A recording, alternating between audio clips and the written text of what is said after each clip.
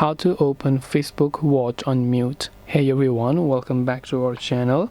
In this video we're going to learn how we can open up Facebook Watch on mute, so make sure to watch the video till the end. Now sometimes whenever you're trying to watch maybe something on your, let's say, Facebook Watch, but then it simply gives you the sound which you might not want, and then you want to play it on mute like this, right? Where by default whenever you're opening it first. So for that, tap on the three lines option from the top right, then the gear icon, which is the settings icon. Then from there you want to simply go to the option called media, and under media you can see photo and video settings, right? Or under above that you can see video starts with sound. All you have to do is to simply turn off this toggle that says video starts with sound, and the next time whenever you're playing the video it will not start up with a sound.